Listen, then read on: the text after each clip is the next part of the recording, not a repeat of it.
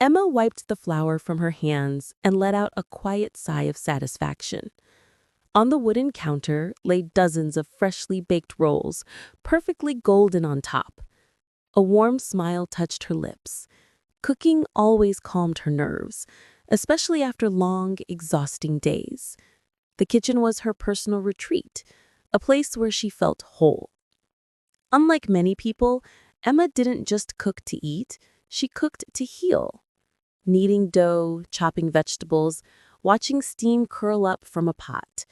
All of it gave her a strange sense of control. It was a passion she had carried from childhood. Her grandfather had been a baker in a small village, and she grew up watching him wake before dawn, filling the house with the smell of fresh bread. He used to say, "When you feed people, you're not just filling their stomachs, you're giving them comfort." That lesson shaped her. And perhaps it was her cooking that first drew her husband, Daniel, to her. He loved food, but more than that, he loved the warmth she radiated when she cooked. On this particular evening, she wanted everything to feel special. She had prepared a big dinner: homemade rolls, creamy soup, roasted vegetables, and Daniel's favorite, spiced apple pie. Checking the clock on the wall, she knew he'd be home any minute. She quickly changed into a soft dress, let her hair down, dabbed on a bit of perfume, and hurried back to the kitchen just as she heard the familiar sound of keys turning in the lock. "Daniel, welcome home," she greeted, walking toward him. He kissed her lightly, sniffing the air. Smells incredible. Apple pie?" Emma laughed.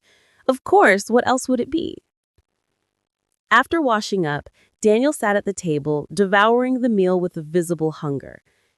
"You know, I could live on your cooking forever," he said between bites. Emma only smiled and poured herself tea. She often preferred watching him enjoy the food rather than eating herself. It made her happy. Until that night when something unexpected happened. As Daniel talked about his day, Emma suddenly felt a sharp irritation in her throat. She coughed once, then again, harder. The sensation grew unbearable. Her chest tightened. Quickly, excusing herself, she ran to the bathroom cabinet, swallowed an antihistamine pill, and stepped outside to the balcony for fresh air. Her mind raced. She knew this feeling too well. It was an allergic reaction. But how? She had no pets, avoided certain foods, and kept the house spotless. For years, Emma had battled a severe allergy to cats. Even being near one could trigger her symptoms. So why was it happening now, in her own home? As the days passed, the attacks repeated. And strangely, they almost always began shortly after Daniel came home from work. At first, she thought it was coincidence. But one evening, while folding his jacket, Emma noticed something that froze her in place. Fine strands of cat fur on the fabric.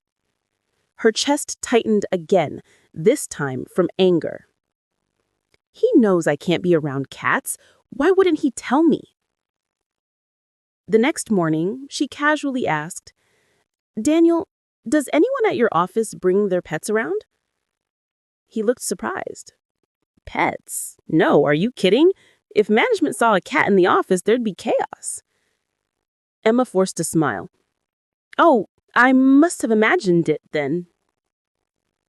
But, deep down, she knew he was hiding something.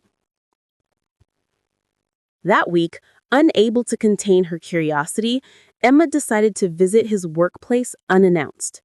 She told herself it was innocent, just a surprise.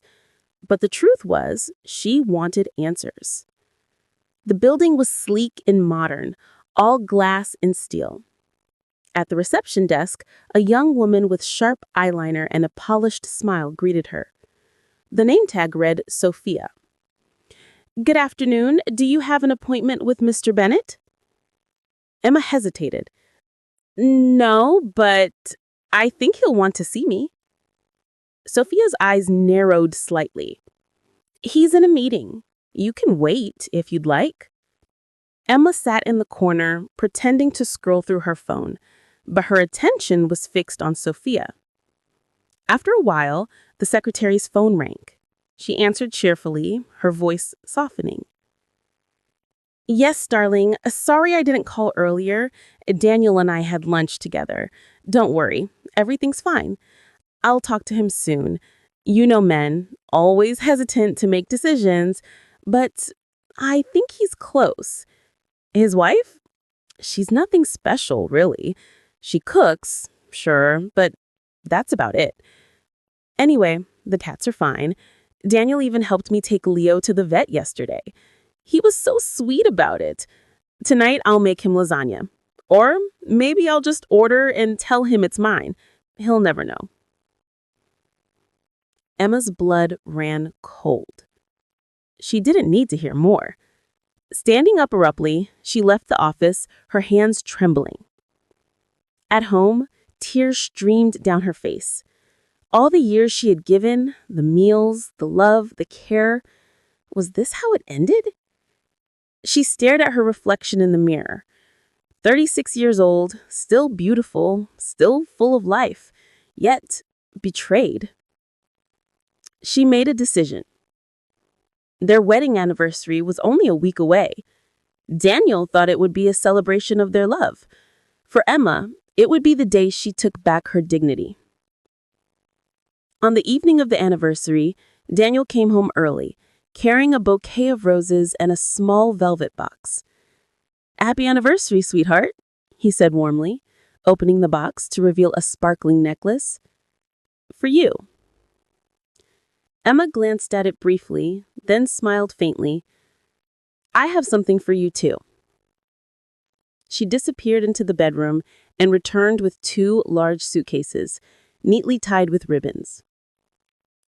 "Here's your gift." Daniel frowned, confused. "Suitcases? Why?" Emma's voice was calm, steady. "Because inside are your things. You're leaving tonight. Go to Sophia, to her cats, to her fake cooking. I don't care. But you will not stay here. Not one more night." His face drained of color. "Emma, I can explain." "No. I don't want explanations. I want freedom." For a moment, he just stood there, speechless. Then, realizing there was no point arguing, he grabbed the suitcases and walked out.